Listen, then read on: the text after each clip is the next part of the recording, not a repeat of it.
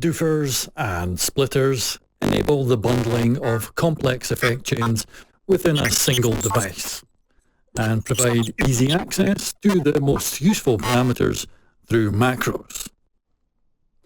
Automating a macro will change the values of all assigned parameters, and you can easily get hands-on with this concept since the effect list of Renoise and Redux contains a number of pre-made examples. To begin crafting your own doofer or splitter, add it to the effect chain, then drag and drop another effect into it on the right side of the device. And you can keep adding as many effects as you like this way. To map effect parameters to a macro, click this button to open the mappings list and reveal any mappable parameters. They're shown here as green, but the highlighted colour may vary according to the current interface theme. Clicking on a parameter will add it to the list, where you can specify its min-max values and scaling. Pressing the X at the right will delete the mapping. To rename a macro, just click on its name, while individual effects can be renamed by double-clicking on their name. Definitely something worth doing to keep track of complex mappings. Once you've finished mapping, you may find it useful to minimize some or all of the devices. And if you need to add or remove macros, use the plus and minus buttons here. And toggling the edit button off closes the effect chain, preventing further editing. Saving a doofer or splitter as a preset will save it and all contained devices as a native effect. It will be added to the effect list under the Doofers or Splitters section, where you can add it to an effect chain, just like you would with any other device. Exporting a doofer or splitter allows you to share it with other people, though of course if it contains any non-native plugins, then those will need to be installed on their system as well.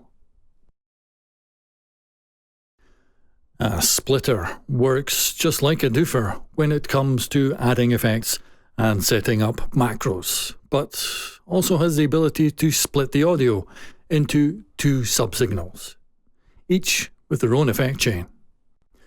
You can choose how the audio will be split from 3 different types.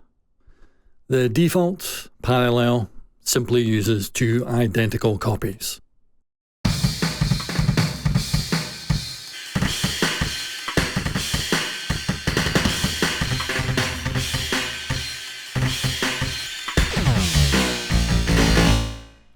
Mid-side separates out the mid and side channels of the sound.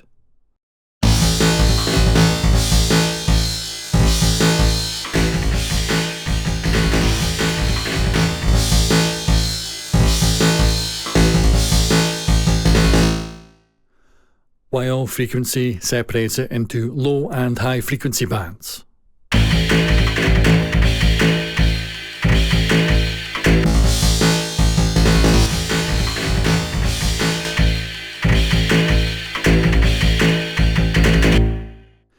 While the buttons here toggle between the 2 chains, enabling this button will solo the selected chain, playing only its audio.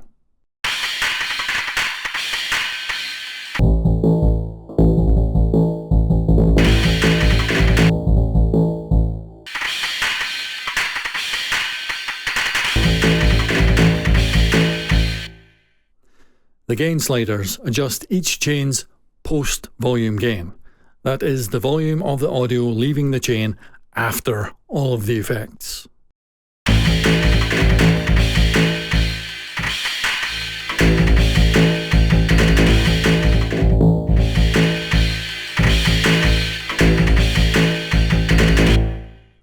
A note that the frequency type has an additional slider here to change the point of separation between the low and high ranges.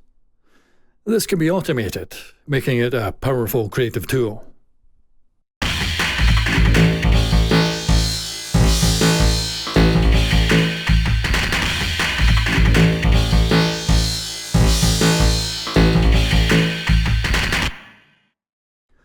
Also of note is the fact that meta devices can work across the two chains, allowing the user to modulate or control parameters in the opposing effect chain.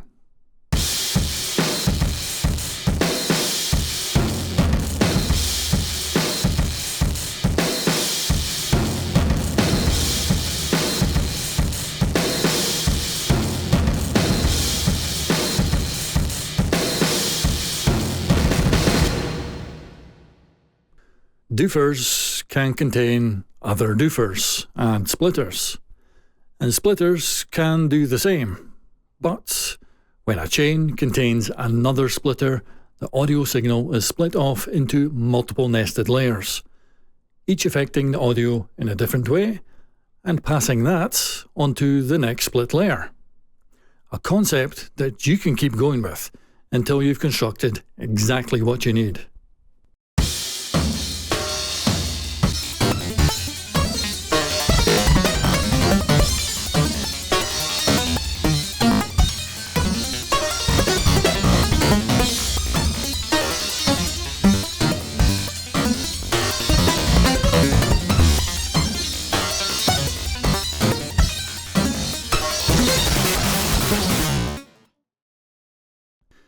And here's a final tip to finish up. Since doofers and splitters can often be quite complex, it can be a good idea to use the notepad device to remind yourself or inform others of the functionality of particular effect chains and macro mappings.